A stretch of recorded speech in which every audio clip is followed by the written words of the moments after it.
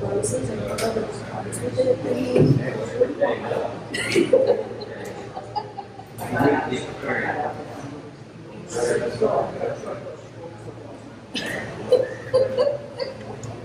You can't do it if you're not in a weather.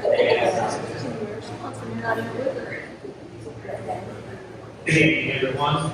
It is 6 p.m. on August 12, 2025, and I call the City Council of Excelsior Springs, Missouri, to order. We will begin with the Pledge of Allegiance, followed by the roll call council.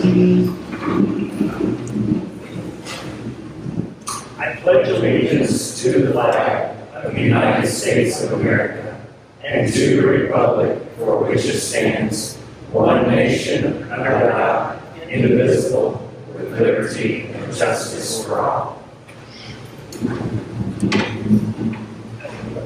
If we can have the city clerk deliver the roll call, council members, please. Councilman McGovern? Present. Councilman Sears? Yes. Councilman Rennie? Yes. Mayor Pro Tem St. John? Yes. Mayor Spawn? Yes. Good evening, everyone. Thank you for coming. The next item on the agenda is consideration of the reasonable accommodation request submitted by Oxford House Incorporated concerning the property at 21 John Avenue.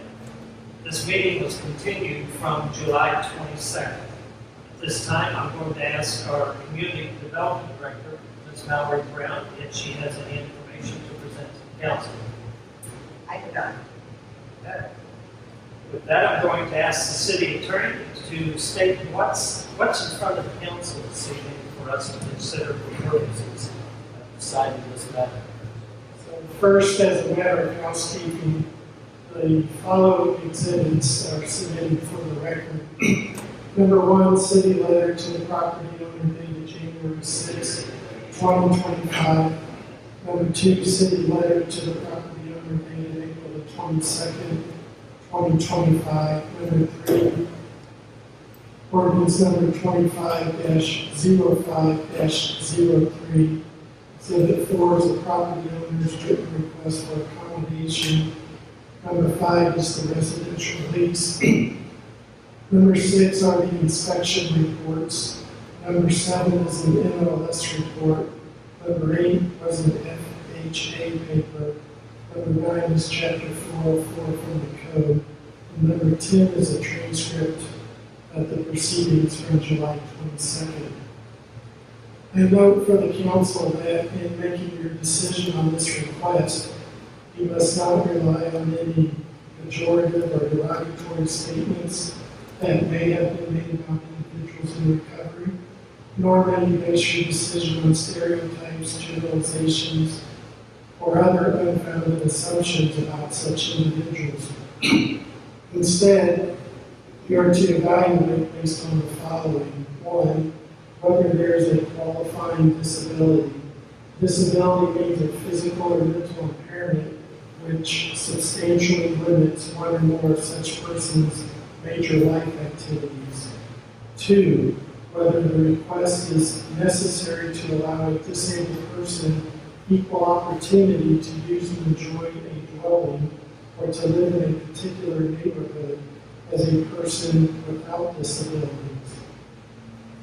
Number 3, whether the request is reasonable, considering the potential impact on surrounding uses, the extent to which the accommodation meets the stated need, and other alternatives that may meet that need.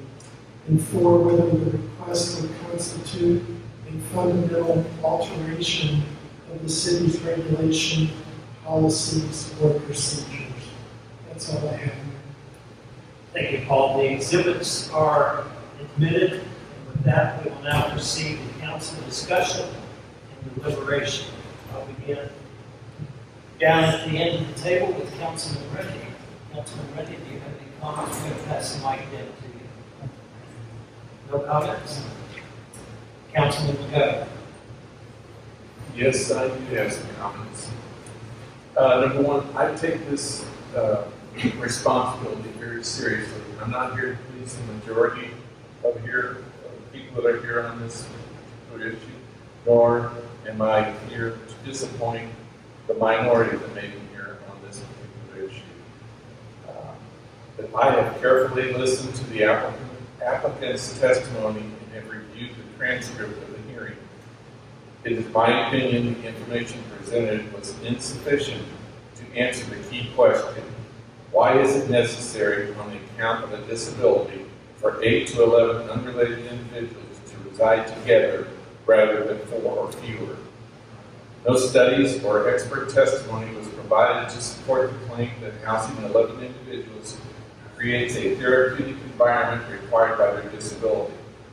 In fact, during his testimony, Mr. Hahn suggested that if we did not understand the concept of peer support, we should go study it, in his words. But that is not a substitute for presenting actual evidence. Based on what was submitted, I am not persuaded that housing 11 residents is necessary to afford equal housing opportunity. It appears to be a matter of preference rather than of necessity. Thank you, Mayor. Thank you, Councilman Governor. Councilman Spear? No additional comments. Councilman. Mayor Pro Tem Stanton. You. One of the things that came up in notes is that there's been a lack of transparency and some inconsistency in a lot of the information that's presented. At one point, it stated it would be 8 individuals living in this particular structure. After listening, it was now 11. And that right there is enough, that information and that inconsistency just makes me really raises some questions in my mind about the necessary need for this. Thank you.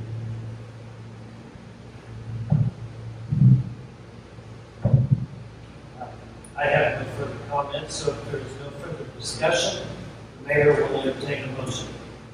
Mr. Mayor, I would move the City Council deny the request for reasonable accommodation for Huntford Housing, 21 Dawn Avenue. Second. What was that? We have a motion, and a second has been made. Will the city clerk conduct the roll call, please? Councilman Rennie, Yes. Councilman Spear, Yes. Councilman McGovern, Yes. Mayor Pro Tem St. John, Yes.